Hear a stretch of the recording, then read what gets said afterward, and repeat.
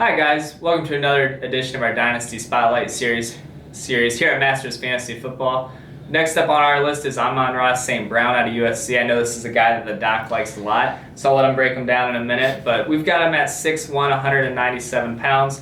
We'll see what he weighs in and out at the combine, but for now, that's what we're working with.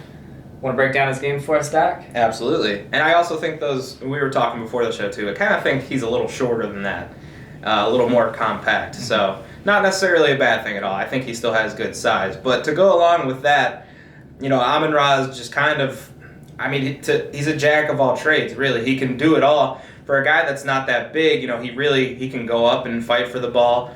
He catches the ball really well with his hands. Really good route runner, even though at USC they're kind of, Graham Harrell's their OC. They got that a little Texas Tech flavor there. So maybe not running as many routes as you would like, but I still think, he's got that potential because, he's shown he's a good route runner on the high school level and in the college level. I don't think he's an elite speed guy, but it's good speed. And then I think where I really like him too is that he's kind of got that edge to him where he's pretty physical for a guy of that stature. He can do a lot after the catch too. I just really like his game overall, and I think he'd be a great addition to a lot of teams. And when I was thinking of pro player comparisons, it was kind of difficult because I feel like there's a lot of guys that have a similar game to his. One that stuck out to me, though, was I think he's a little smaller version of Keenan Allen. Right? Yeah. Really? Yeah. Because I just think he's a really good route runner. He's not going to blow you away with his speed, but he can still, turn on the jets and make plays happen after the catch as well. And I think he's a little more physical than his size would indicate. So. Yeah, I completely agree with the analysis, and that player comp was the same one I had, Keenan Allen. We're just talking about a guy who's just good at all phases, really no weaknesses, but also just doesn't have the elite size or speed or crazy athleticism that some of these prospects in recent years have had. But everything you want in a receiver, you know what you're getting, and you talking about, we haven't even mentioned the bloodline. Right, yeah. Equanimeous St. Brown plays for the Packers. Notre Dame guy. Right, so that's why I was following Amon-Ra real hard in high school for recruiting. I really wanted him to come to Notre Dame. Obviously he didn't, so I've got a long history with him. I've been watching his film for a long time. So Absolutely. So the NFL bloodlines, the work ethic, just the completeness to his game just definitely seems like a guy who's going to be around for a while, going to keep getting better. Any destinations that stick out to you for immediate success for him? Yeah, so there was a few that I had in mind.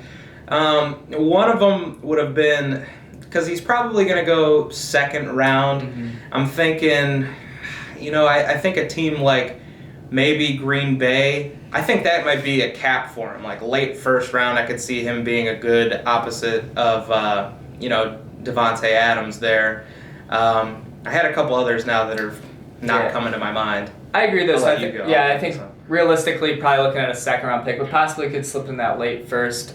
I believe the Jets also have a late first round. And I was going to say, if they can, get their quarterback sitting at number 2, going to have a choice between a few good ones, and then, followed up with a complete young receiver like Amon-Ra St. Brown. That'd be just a great addition for whoever is coming in to be the new coach, new offensive coordinator, new quarterback, just really set themselves up offensively for success. They got the offensive tackle this past year, so it could be an exciting time for some new toys maybe in New York. Definitely. I think I also had Detroit actually as well, and we mentioned them in the Zach Wilson show. But Detroit, I think would be a good opposite again of Kenny Golladay. Marvin Jones getting up there in age. I think that would be a great fit, especially if they were to add a young quarterback too. And even if they don't, that's a good weapon for Stafford and their new coaching staff coming in. Yeah, and with Detroit too, we're not even positive Kenny Golladay will be there in the long term. Yeah. Maybe he even gets franchise tagged, so then you kind of have a year for St. Brown to kind of grow, and then maybe they decide they don't even need to extend Kenny Golladay to a huge long-term deal, and then all of a sudden he's the number 1 there. Right, and that's the beauty of it too, is that Amon-Ra too, he can play inside or outside. Exactly. And I just remembered the last destination I had for him was Indianapolis. I think they have an earlier in the second round pick or like mid-second round pick, be reunited with Michael I was Pittman. gonna say, two I USC think boys there. it would be a good fit if Paris Campbell can come back healthy. I think that would be the one thing that they don't have is just like a really good route runner. They could have Paris with the speed, Pittman more of the bigger body receiver, and then Amon-Ra work in the middle of the field. I tell you what, you just start to kind of piece together off-season scenarios we've talked about. Think about the Indianapolis Colts next year. It's very possible that Carson Wentz could be playing quarterback, and then the receiving trio could be, Michael Pittman, Amon-Ra St. Brown, Right. Paris Campbell, Jonathan Taylor in the backfield. I mean, Indianapolis could have a really good young core on offense and just keep building around that. Definitely. I like that. So with our Masters rookie drafts coming up this summer, assuming St. Brown lands at one of these destinations that we think could be pretty good for him, where do you see yourself taking him? I think I would take him where he's going to get picked in real life. But Late round one, early, mid, second round is probably... And, depending on destination, and he could have a great combine, these things could bump him up a little bit. Maybe he squeaks into the first round. It's such a deep draft, it's hard to say. So I feel like at receiver especially, there's going to be some, destinations putting guys into the first round. I think he's got talent to be in that spot. But, based on, like I said, the depth, I think early to mid second round is where he'll probably end up. Yeah, and I completely agree with that. I think early second round is about where I'd take him. And just kind of a reminder, too, for all of us fantasy dynasty players out there, a lot of times it's just better to trust the pure talent than the landing spot. I think we overreact to landing spot at times. Right. And you see, these rookie drafts where guys in the first round are, late first round are getting picked where you never even thought they should be picked in the first round of a dynasty rookie draft. And then guys like St. Brown, who are just really good, complete players, they slip to the second round. Think about Juju Smith-Schuster when he landed in Pittsburgh. People were worried about all the mouths to feed there, and then all of a sudden, he broke out all over the place. And Juju was a great player in college at USC, like St. Brown. So just trust the fact that he's a complete receiver. He's got NFL bloodlines. He's got a great work ethic, and he's gonna pan out. Yeah, I like that. Anything else to add? I don't think so. Oh. Yeah. Is he gonna be relevant in 3 to 5 years? Fantasy relevant.